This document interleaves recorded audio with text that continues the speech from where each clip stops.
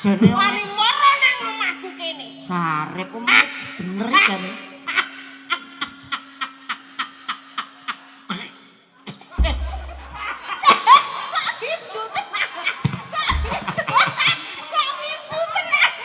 Piye do, lodo?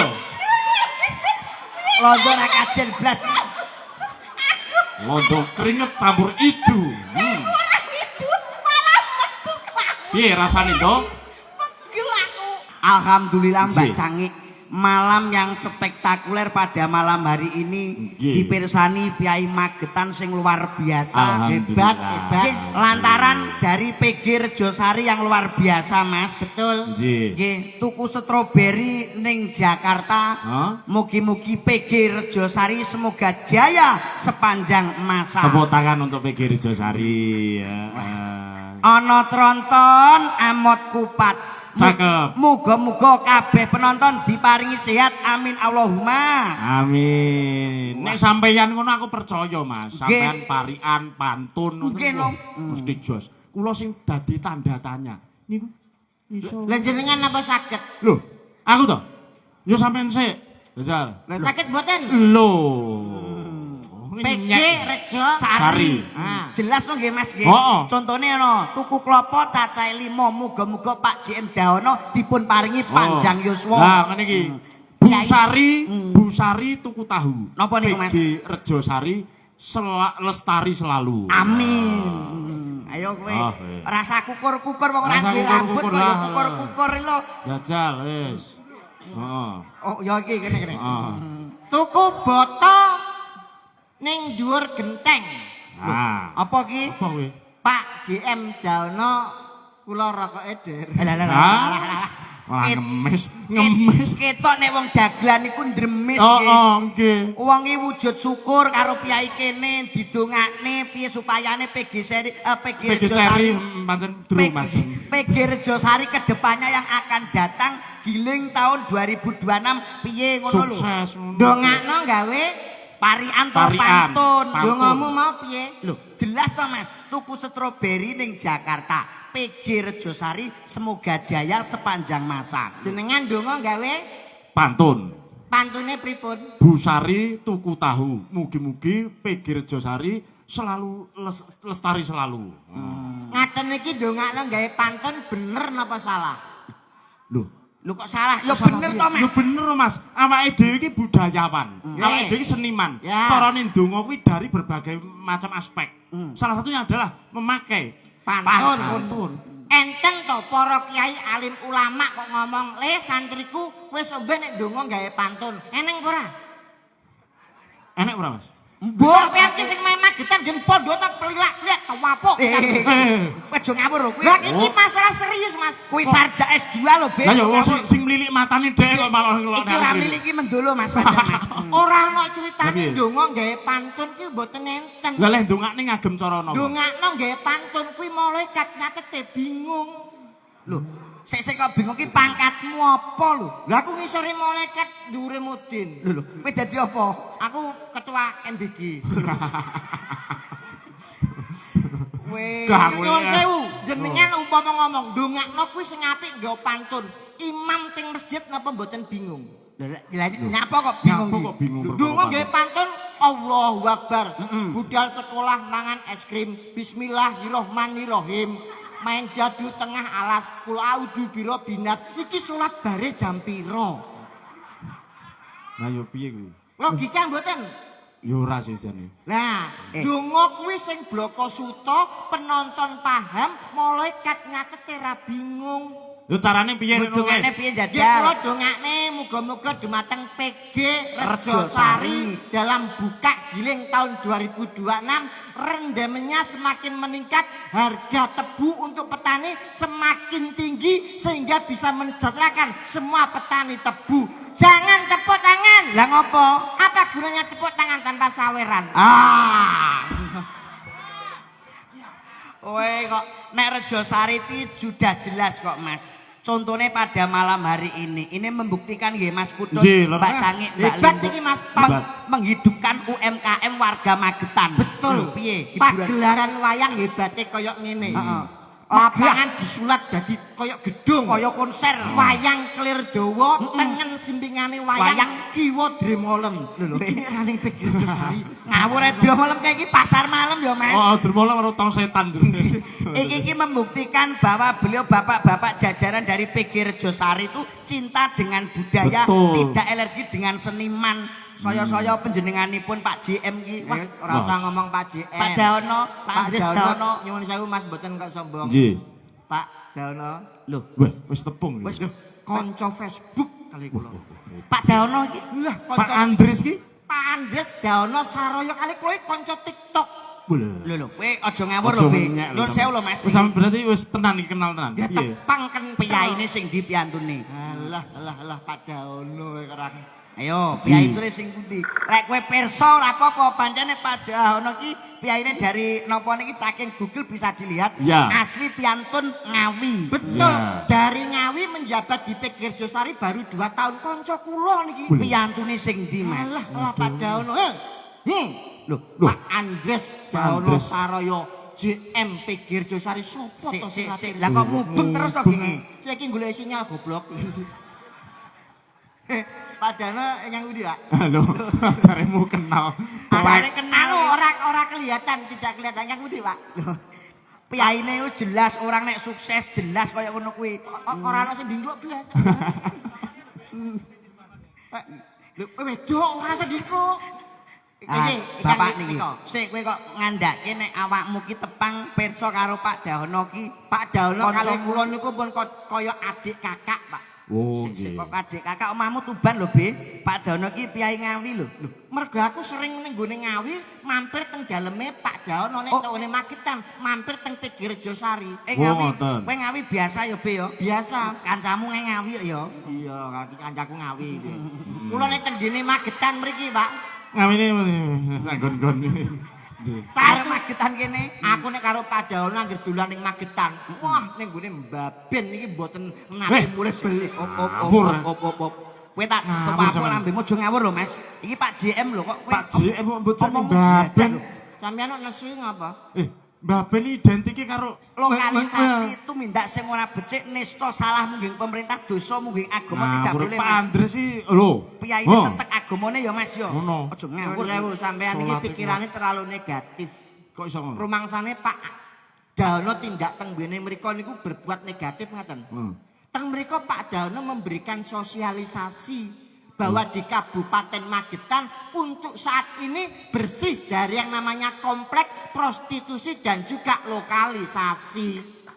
Wih, ning Magetan wis ora ana komplek. Alhamdulillah. Alhamdulillah bersih ya Mas ya. Nggih, mergo sakniki zamane online, Mas. Niku Ya. luwih Ah, cepet. padha wae kuwi jenenge. Bladrah kowe ngawur iki. Luwih cepet. Kowe Regane aja- jelas. Kowe bengi iki ditenggani karo panjenenganipun beliaune Pak Sekda omongan mojo Oh, Pak bladrah lho. Billy barang iki Pak Sekda wis jengrawuh, Pak. Sampeyan yo wis kenal apik ya Mas ya.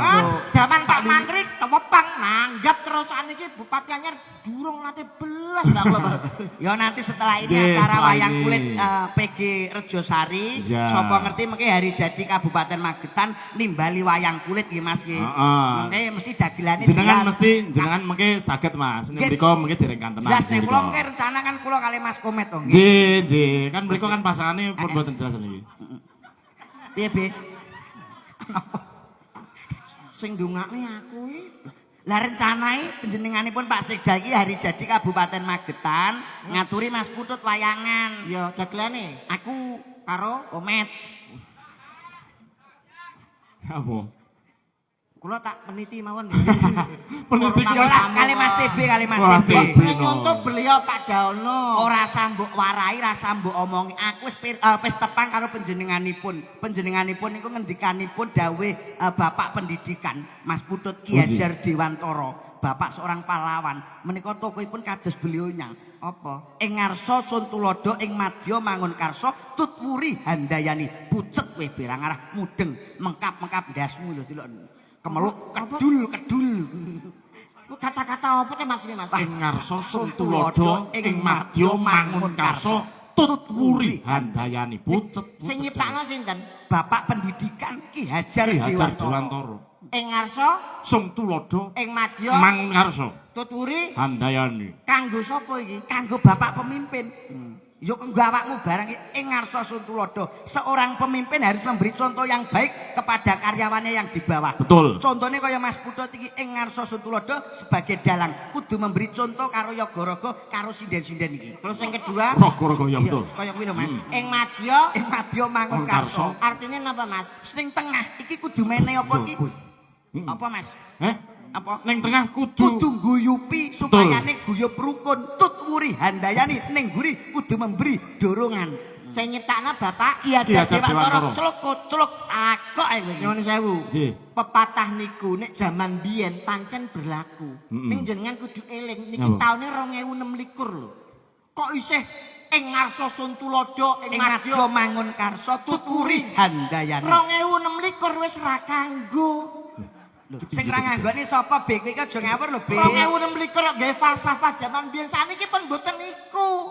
Saniki sing berlaku ing ngarsa numpuk bondo, ing madya mangan kanca, tut wuri golek rai. Ah. Sik. Ku sampeyan ora paham ngene apa mboten, Pak?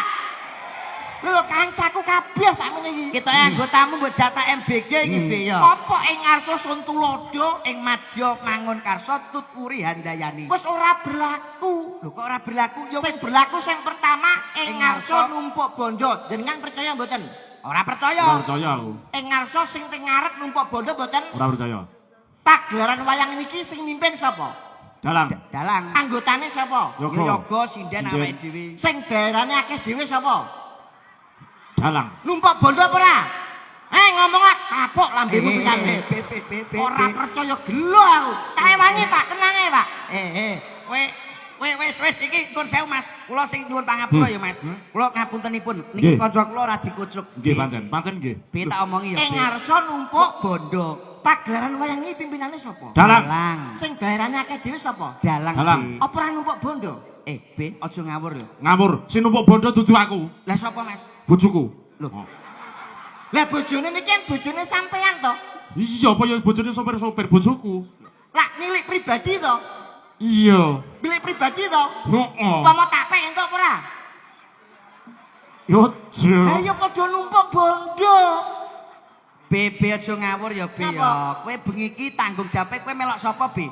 Nyapa? Kowe bengi iki sing bayar sapa? Ya Mas Putut to. Lah sing bayar Mas Putut nganti gak kebayar piye kowe? Loh, bengi iki sing bayar Mas Putut. Sorry no dadah. Sing bayar pimpinane bengi iki Mas Putut dalange Mas. Sing ngejak aku Mas Putut tapi sing bayar ora Mas Putut, Pak Dahono. Mas Putut itu lewat perantara ibaratnya makelar mobil. Iki perantara tok duit kok Pak Dahono nampa Mas Putut diwengen aku. Cara ibaratnya bang mekar. Kowe paham kowe? Dagelan ki nek sarapane ben esuk vaselin karo oli Lah yo lumune sik, ra. sik. Dadi ing ngarsa Suntulodo ing ngarsa Numpuk numpuk bondo. bondo. Dadi manggon ngarep pimpinan iki Mesti bayarannya akeh dhewe numpuk bondo kaya Mas Dalang iki. padha nek ngono Be. Nyapa? Iki mang bengi iki pagelaran kan ketuane Mas Putut. Hmm. Saiki nek dagelan ketuane sapa? Nah, Ayo. Lho, Aku. berarti kowe numpuk bondo cerot. Sik, kowe kan ora anggota tetap. Oh iya. Iya. Oh iya iya Aku iya. kan sosok ganti. Oh iya iya Be. Dadi Oh, aku iya. freelance. Oke, Plon.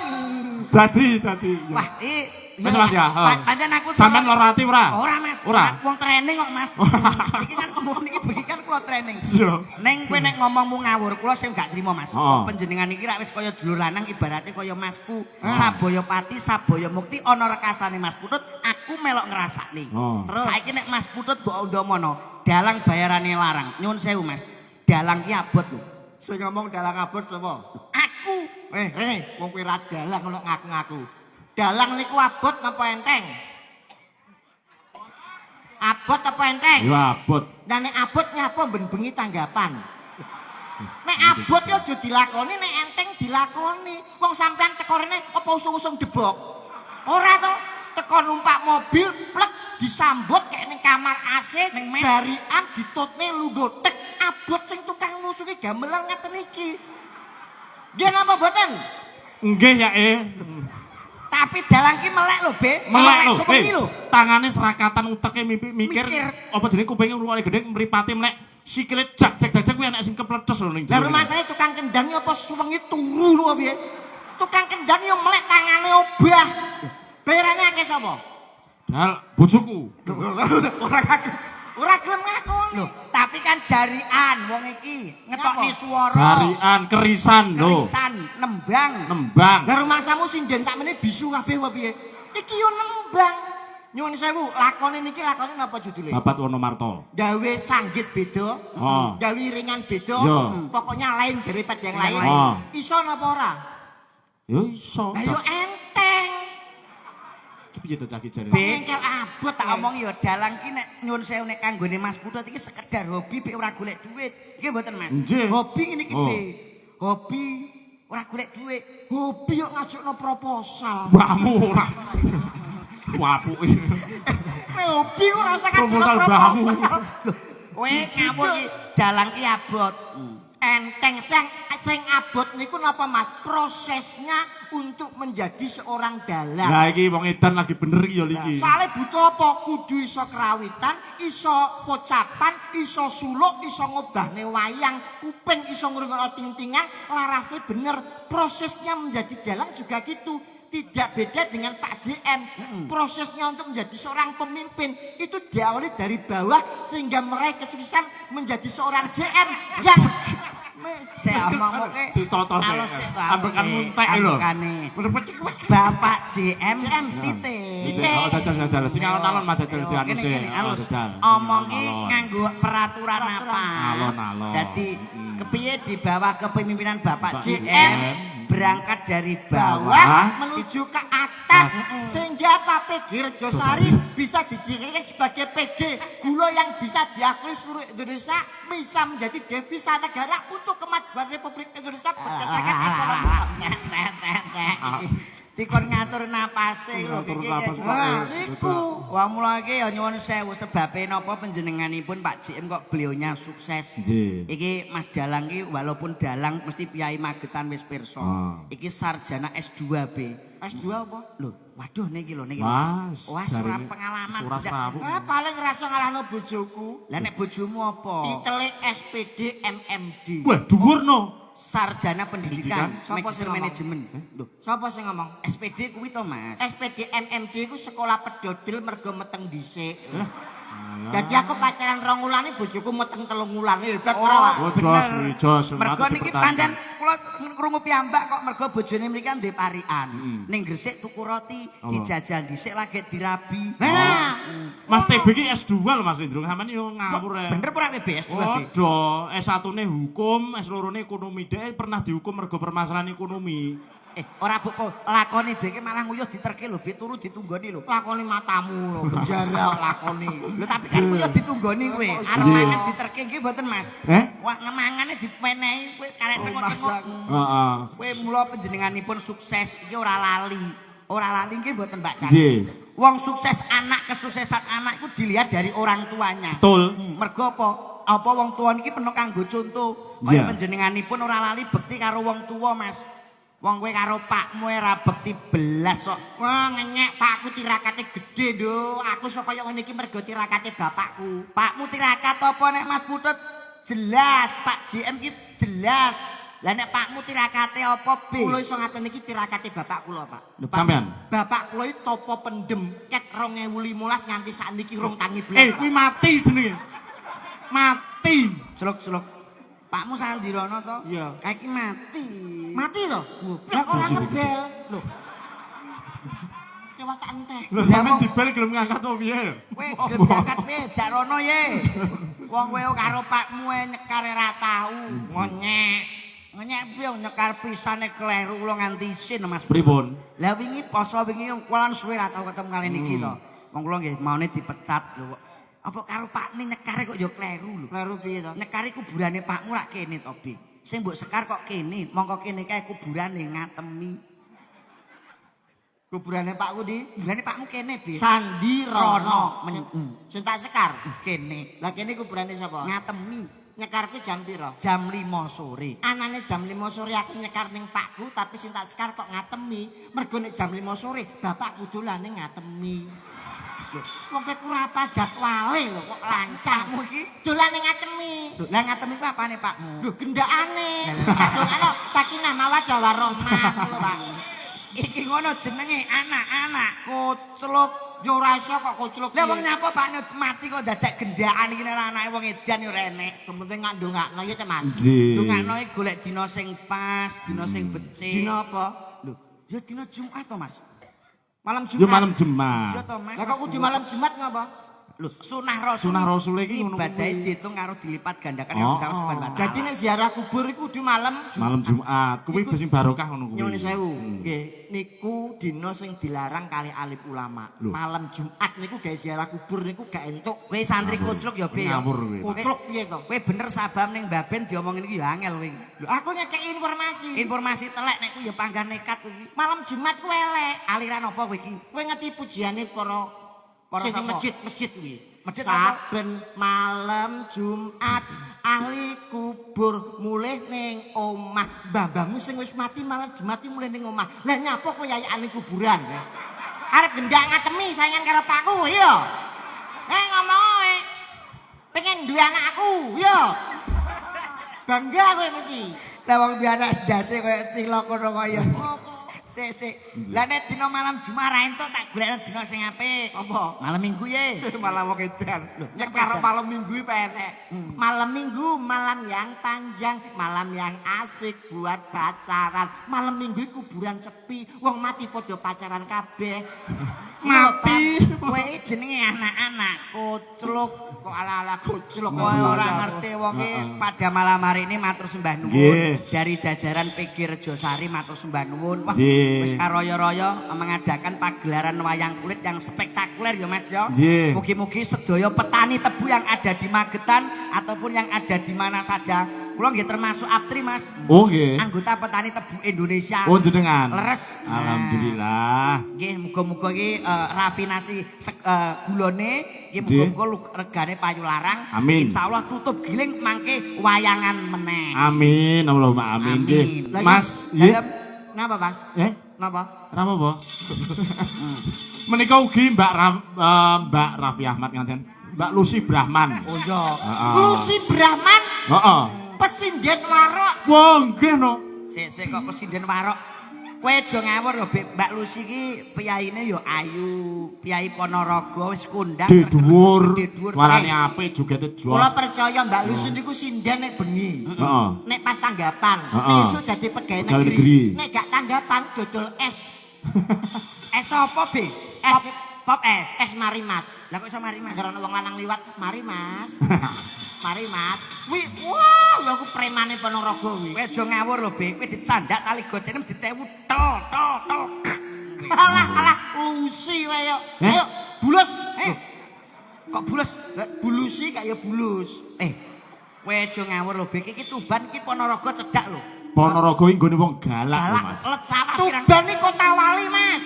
Aja ngenyek te mriko. Lan iso kota Kota wali. Kota Wali. Plat nomere mawon S. Lah nyapa es? Nyapa? Mergo akeh makam Sunan, mulane plat nomere S. Contone. Sunan Bonang, Sunan Bejagung, Sunan Geseng, Sunan Jar, Sunanto, Sunanjir, makame teng Tuban kabeh. Kok iki lekmu nyapa kok mbok undang iku. Mergo plat es mlos akeh makam. Sunan. Lah nek saiki nek Surabaya plat kendaraane kok mesti L. L. Ayo. Oh. Kan cedhak laut. Tanjung Perak tepi laut, siapa suka boleh ikut. Mulane plat nomere L cedhak laut. Saiki Ponorogo kok iso AE. Kan daerah Reok. Lah Lah, nyapa urusanmu kaitane? apa? Reok nek senggak piye lah? A, E. Tumon Reok senggak B, O. Reneng. Sejarah niki Mas. Jakarta. Napa? Jakarta kok platih kok iso B. Kan sering banjir. Lho saiki nek Solo kok ade. Mergo akeh dalang. Oh, nek Sumatera kok BHB. Mergo tek kono ana badan hukum. Lho, apa kuwi? BH. Lah iki ketoke maksa nek iki aku. Kowe aja ngawur lho, Be. Aku gak bakal mbelani kowe. Ora usah mbak Nek bilani. kowe nyelatu karo Mbak Cangi ndak apa-apa, tapi nek kowe nyelatu karo iki aku gak wani. Oh. Ora. Jajal kon kon munggah jajal wani lah. Nyuwun Lampu ge dolanan. Anu biar kita metune demit kan lampune kudu. Nggih, monggo kancan nyuwun tinggal sewu. teng panggung. Mami Sepoti mas. Datal kae kula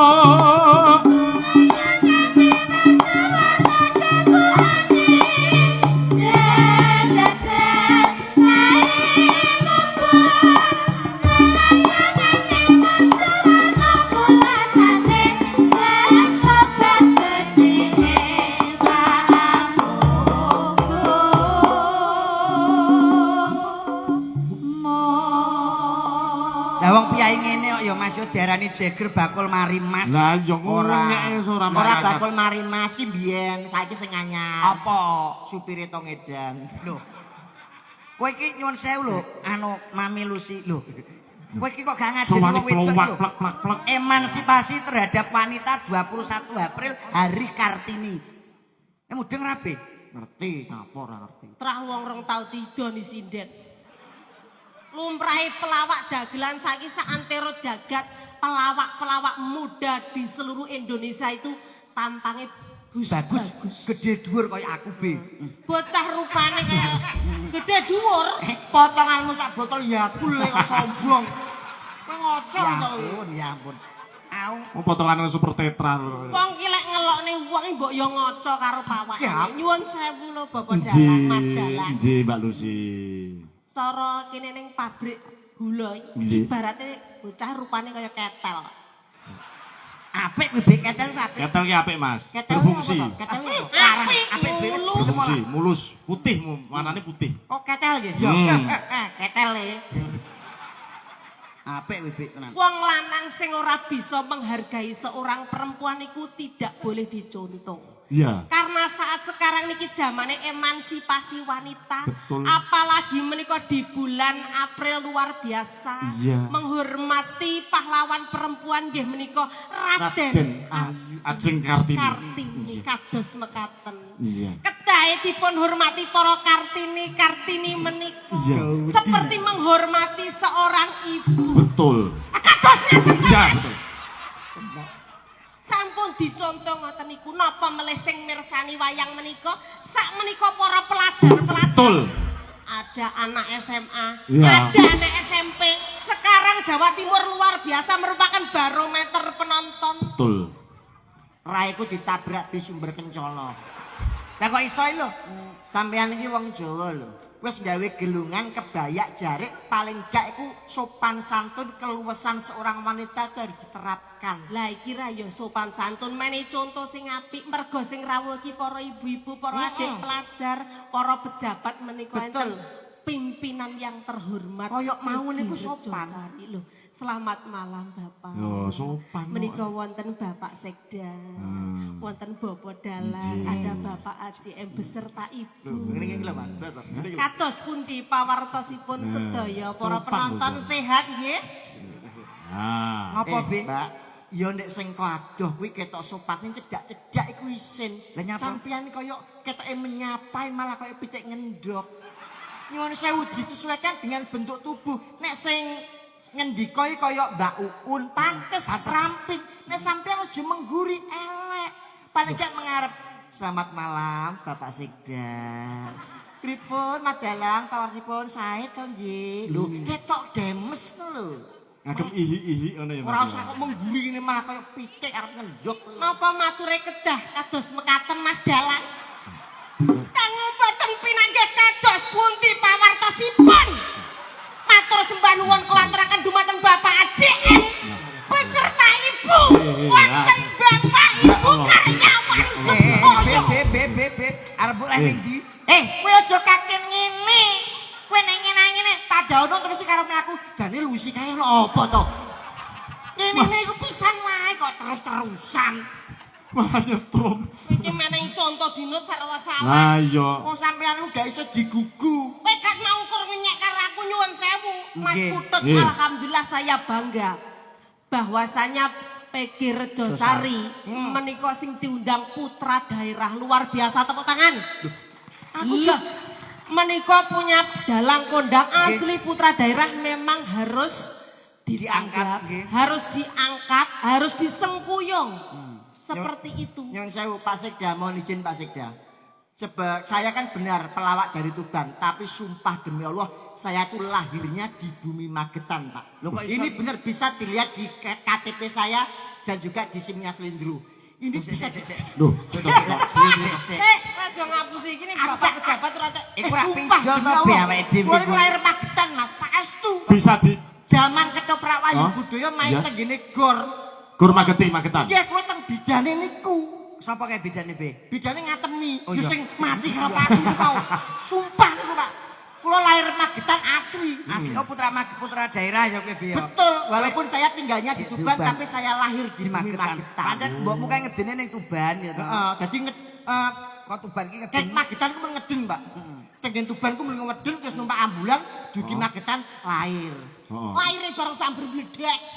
Oh iya. Laire kuwi bayine ya wong, Mas. Alah Boten kethek. Dadi 2 tahun niku kethek terus mungsuhe dadi wong. Nesu. Kok nesu. Wong asli Magetan kuwi Mas Oh Saestu. iya iya. Berarti putra daerah nek Putra daerah, putra daerah. Ngenyek. Tuban apa Magetan? Magetan apa Tuban? Ketel lele. Ya, Ya, ketel kok bang. rupane wis kaya limo ketel Ketel.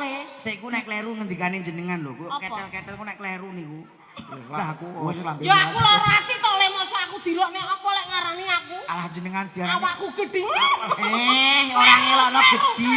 Iku sinden apa bukan tebu ngono bareng Mas. Ora. Alah aku ora ngapusi aku wong jujur-jujure Mbak Lucy itu sebagai seorang seniman juga sebagai ASN. Sing ngomong sapa? Jabatannya itu titelnya SH.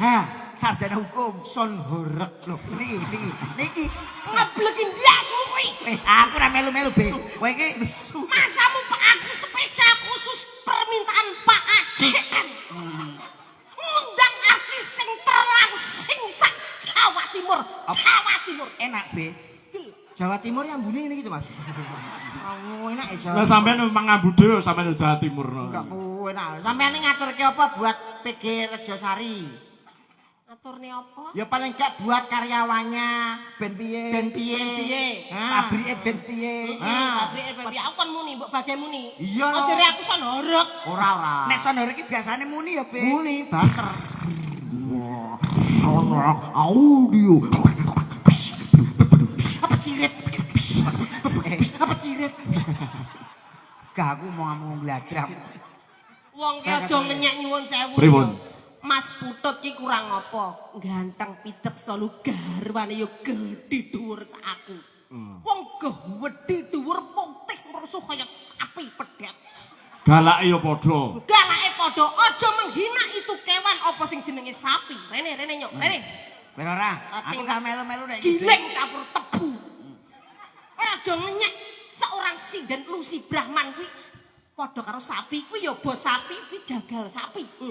Sapi kuwi kulite sapi kuwi bermanfaat kenek nggih sepatu, kenek tinggi tas reno-reno. Karyane anak bangsa iso terwujud karena kulit sapi kuwi ya. Terus nyuwun sewu ilere sapi kuwi kenek nggih sauna kuwi rupa ireng malah dadi putih. Kuwi ilere sapi. Durung meneh letonge.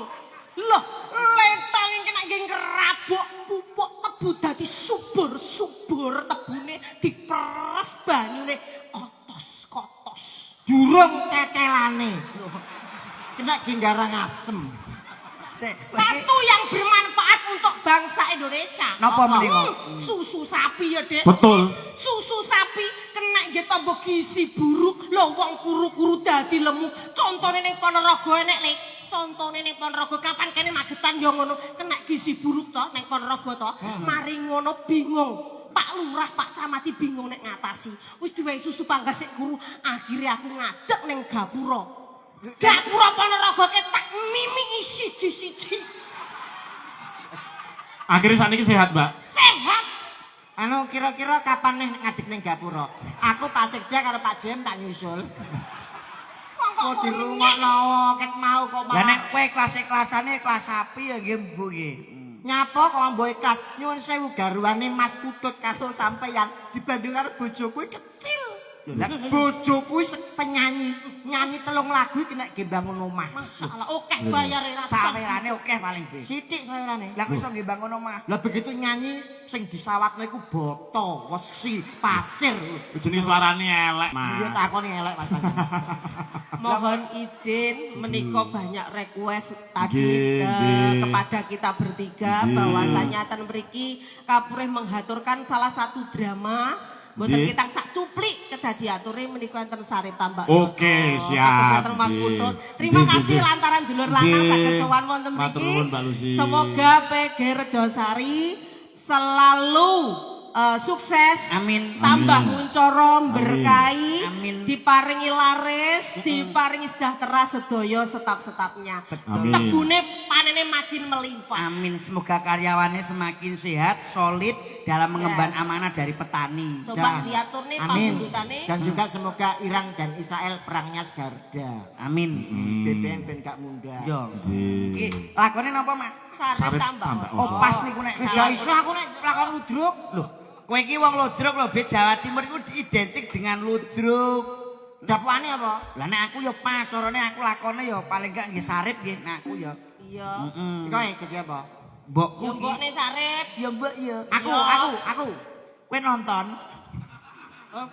Aku yo dijak main to.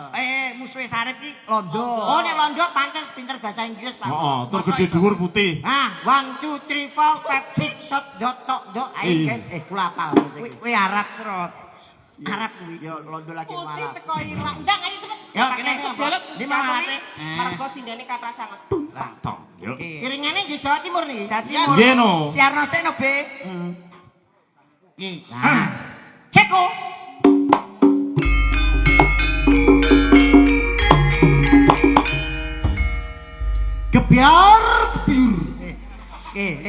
Gebiar gebiar dalam rangka buka giling PG Rejosari tahun 2026 kita saksikan persembahan seni tradisi ludruk Jawa Timur.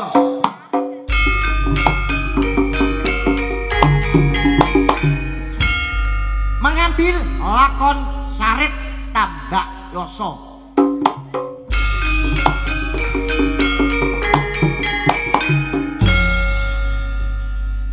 Sarit diperankan oleh Mas Slendro Dintaktong. Oh iya, Mboke Sarit diperankan oleh artis yang sudah terkenal di mana-mana, sudah pernah menggondol TV berwarna 30 in. Kotrok. Masih menang dia. Maling apa Tuh piye? hadiah, tuh hadiah. Lucy Brahman Mboke Sarit.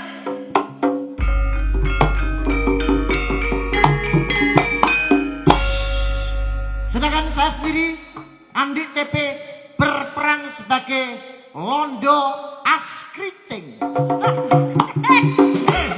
Tak kira londo aspal. Kok londo gua sing raine kono. Kowe iki ape main 4-1 apa dadi londo? Kok iso remi iki piye? Ayo. Sutradara ada Ki Putut.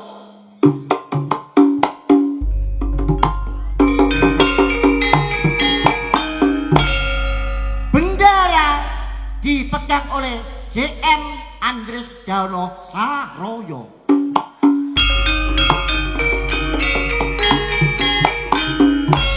Tukang ngerek kelir dipegang oleh Bapak Sekda sementara montak iki. kamu. Sementara. Timbangane meneng ae ana dapukan. Pak Sekda kok kon kerek kelir. Timbangane meneng ae malah ngantuk. Pak Sekdai ketua. Ketua rombongan Ludruk Bapak Sekda Kabupaten Magetan.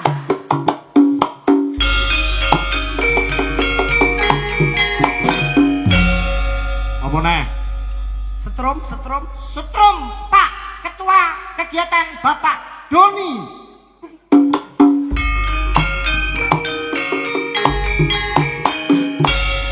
Bidan sing anu Konsumsi sapa? dipegang oleh Ibu Ngatemi. Wis mati.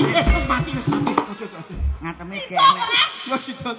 Ceritane piye? Pakaianku apa? Cerit Aku mbok pakaianmu ya iki londo no. Oke, ya. Ya, londone iki dienggo Londo Pak. Cepet iki kaya surapan Ayo. ngono kae lho. jenengan Londo katoke yo Adidas iki wae. Wis tak temune sing penting keren kok. londo iki nyamar. Ya mosok celana mosok ra ono. Lah enek yo kuwi kok manut to gelem kok. Nggih topi enek. Londo iku katok Adidas KW. Piye? Kleru. Londo kaya banci iki. Halo Coach Pak sesek. Salah lemu lebokke salah kuwi Mas. Kotrok, bolongane sikil siji kok dadekne loro lho. Lho iki gak buntut to? Buntut bambu ngono. Iku ya sikil. Iki dadi londo panoman ora nek Pantes bubuk. kok sesek. Boke iku lho. Kok iso. Oke, kene dienggo rambutnya kene londo iki. Nih, wis salin iki kene. Aku jenengan Mujarasa mah, aku sing teko. Iya. Mergo sare pirang-pirang sedina ra mulai. Tak tok. Oh, ya, coba.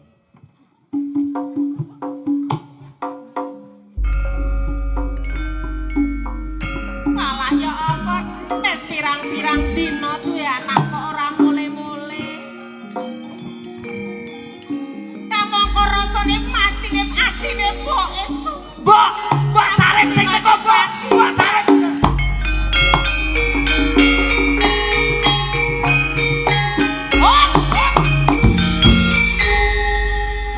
Londone wis metu ki piye?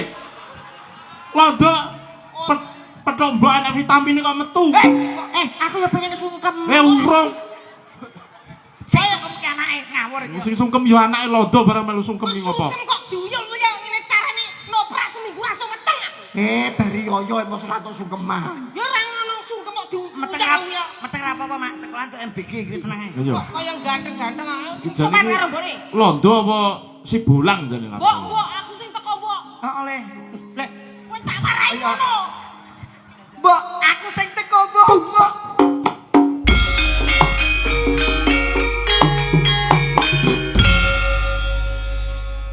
Sopo kon? Anakmu nak Mbok lali ya, Mbok. Anakku kok matane PC. Pancen tak culek, Mbok. Mbok, Apa kon pirang-pirang dina kok gak mulai? Ning omah mboke masa ora nek sing ngentekne bocah kurang bedigasan saben dina. lah kowe entuk MBG, Mbok, mau, Mbok. Mbok sepurane ya, Mbok. Lapo Aku sepurane? emang dioyak-oyak bangsa Walanda wis apik mateni kabeh wargaku, Mbok. Terus? Wonge Walanda iki, Cuk. Heh? Walanda lapo? Oh ya. Walanda ngoyak lakon kok ngisin-ngisini anake simbok Piye, kok Jan? wedi karo Walanda. Ndok, mbokku kotruk ya, Ndok. Kowe aja ngisin-ngisini. Aja ngisini-sini kowe sarip apa iki gurit tambah usah iki. Aja. Kowe iki sapa sing ora ngerti sarip tambak so. Iya, Mbok. Aja wedi kabeh Aku ora wedi, Mbok, tolong aku dilekno ya, Mbok. Jare pape mateni aku. Aja ngisin-ngisini kowe karo. Kowe njaluk ndelek. Ya, Mbok, dilekno ya, Mbok. Ning jero kene lho, Mbok. Ngisin-ngisinke. Nah kene. Wah, kalah, Mbok. Ora dikata. Aku Endi Londone? Londone.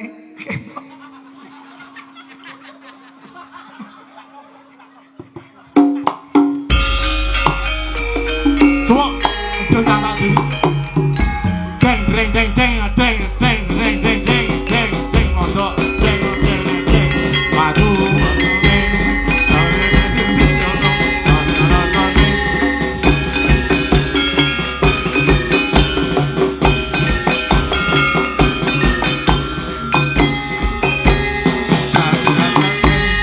Jos ya kok begitu Makario.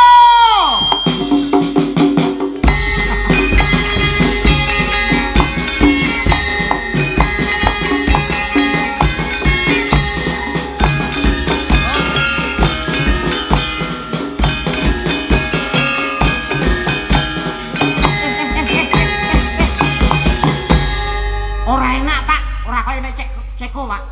Tak tung-tak. Oh ya tak tong. Kuwi iki Londo apa Pak Oga? Lah ya. Jan rupa. Dadi kelelekan brengosmu dhewe lho niku. Ayo, ceko. Suk. Awan-awan tuku jagung iku. Londo ora ngidong gendeng. Londo iki omongane bahasa kamu ekstremis. Oh, terus malah ngidung awan-awan iki ngopo? Itu kan enak ya, Pak. Mosok kaya basa Londo. Ceko.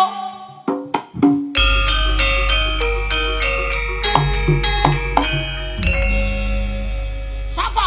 Ya mene awan-awan enek menungso kaya buta marane omahku.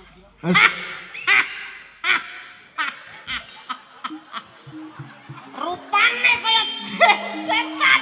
Jane Wani mara nang omahku kene. Sarep bener jane.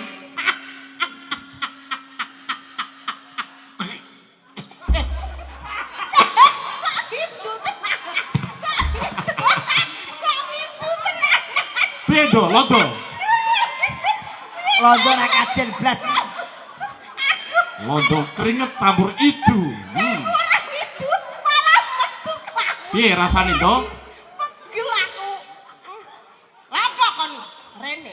Kon iku sing jenenge Walanda sing ngiter karo anakku Sarip Tamboso. Lapo kon awan-awan rene? Anu diatur. Ada bajingan kowe arep jajah bangsa Indonesia. Omahe Sarip iki. Ya, apa? Anu diaturi kenduren Pak RT. Mangke jam sekawan nggih. Pun ali, Assalamualaikum. Hei. Piye tok ngisi-ngisini sutradara. Mboke Sarip ku apa ya kejem lho jenenge wong tuwek ku ya ruruh. Masa Mboke tuwek to. mboke karo londone kejem mboke. Lah aku yang sing lanang turu nyengkrik mesti sing omah. Mboke tuwek ya. Tuwek. Umur piro? Set umur anu 85, 90. 35 tahun sebelum Masehi. Ya wis ndang tekone. Kowe ya basa Londo ngono lho. Seko.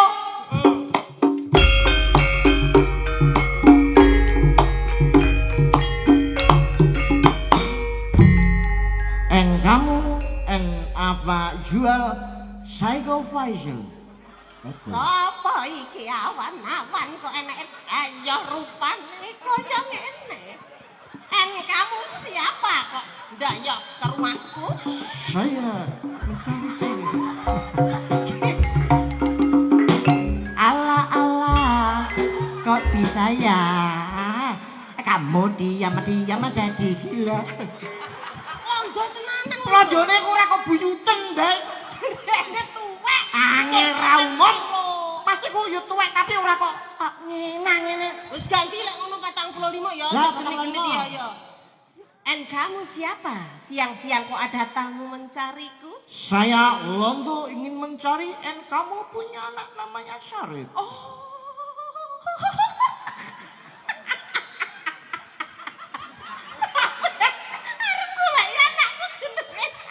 Kamu apakah tahu Sarip? Seorang. Iya, kenapa saya ini simboknya Sarip? Saya itu juga sudah mumet. Sudah menjanda itu sekitar 90 tahun. Saya juga sudah munek-munek mempunyai anak Sarip itu. Maukah kamu memperistri aku? Gini ya mbaknya saya. Aku kok njaluk ndek ya. Wes kon lapo moro ning kene. Sarip mana? Goleki Sarip anakku. Sarip sudah berani mengobrak-abrik Mbaben. Saya harus tangkap dia. Tangsi Belanda dia rusuh untuk company. Londo. Anakku ger Iya, maju. Mbak. Kon aja sini simbok. Ayo. Pancen tak sengaja aku ning gone ngarepe nang mburine simbokku. Mbok warep mbok apake? Langsung Kamu harus tak tangkap. Mau atau tidak mau? Tidak mau. Oh, leno pengen kamu saya pecahke si batal ambil baru kau. Tak dendut. Malah sakit lagi. Londo iki ora Londo kok buta saking iki piye? Perang iki gasaran lho. perang tembak-tembakan ngono iku lho. Kamu akan saya tangkap hidup atau mati. Tidak mau. Tole. Ya, Mbak. Ger anakku. Mbak. Mas iki mbok senjata. Kon rasa wedi kambek lene Walanda nak. Selama simbokku sik enek ning alam donya. Kon tak pangestoni. Wenen ana bangsa penjajah kon tak tibuli yo Ger ya. Muga-muga kowe diparingi panjang umurmu ya nak ben mati Walanda. Ayo. Bau, Mbak. Ora apa-apa, kuwi jimate simbok. Kono jinjingin bangsa Walanda Ger. Hei.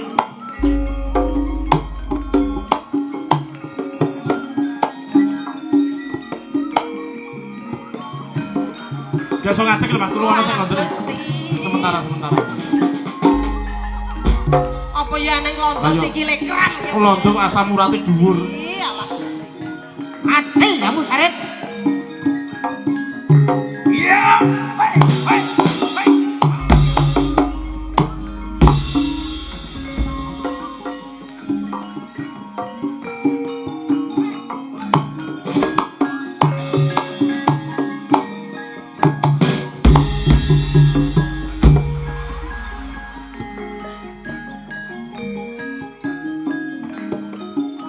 Mati kamu Sarip. Ya.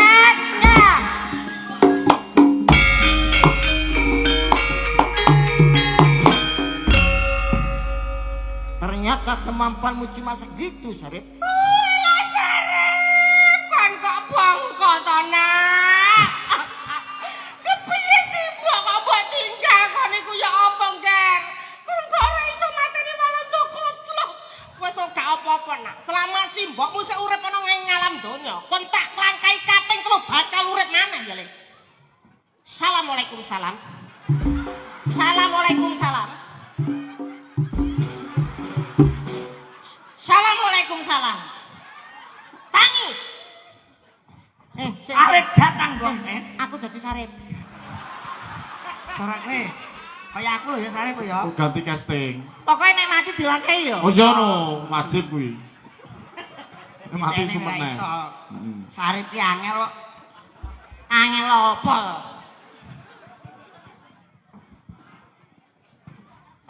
Yo, Ceko. Ceko. Bo. Hei. Mbok kae lho. Mripate. Senanangan turun ngono ki ra melu casting kok. Mbok. Aku doyak-oyak londo, Mbok. Oh, nyak lot lho. Londo ngoyak koyo aku melayu njaluk tulung, Mbok. Nyampun kowe lok malih. Londo. Nenek. Nono yo, nono. Aku. Ini. Tengah. Londo ngoyak aku mergo aku nyolong ali-aline. Aku njaluk tulung, Mbok. Iya, Nak. Nek ana londo tulung adepon sik, aku tak ndelok ning nguri, Mbok. Iya, nah. Liya kono, Nak. Oke, Mbok, siap, Mbok. Iya. Londone kaya tong bajil. Film mak laper kaya tong bajil. Ya kuwi londone, Mbok. Pe wis durung aku. Matane sandal kenapa digawe? Loh, lagi kita duri masa londo stugel. N kamu tahu nggak N kamu? Iya. Kamu tahu nggak yang namanya tasrif? Sarip. Londone banci, Mbok, hati-hati lho. Sarif. Kamu sarip. Ya. Mau cari sarip. Saya sudah cari sarif. Ini apa? Tak bawain pistol. Mau mbok bunuh anakku sarip toh? Betul sekali. Alah ndak apa-apa lah, alhamdulillah wong aku sudah mulus punya anak. Aku itu sudah stres punya anak sarip. Boleh sarip saya Iya, bunuh. setelah sarip bongkok kita menikah. Oke siap. Sarif. Yo wani no, Satrio Sholat. wani. Sarif masih sholat. Tidak boleh membunuh orang yang mau sholat. Yang mau ngibadah. Sarif. Oh, sholat. Madepmu kleru. Kiblate ki kono. Kiblate kono lho, kono. Iki jenenge aliran apa? Sarip. Kamu saya bunuh. Iya.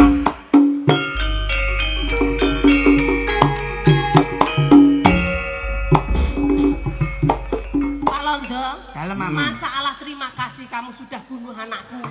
Sekarang mari kita menikah. Mari Wah. kita menikah saja. Ayo kene Mas, menikah Mas. Ayo kene. Kowe. Ayo. Ayo kene. Kene wis. Lah kono, langkaono Mas. Dilangkai, Mas, Langkao menawa urip.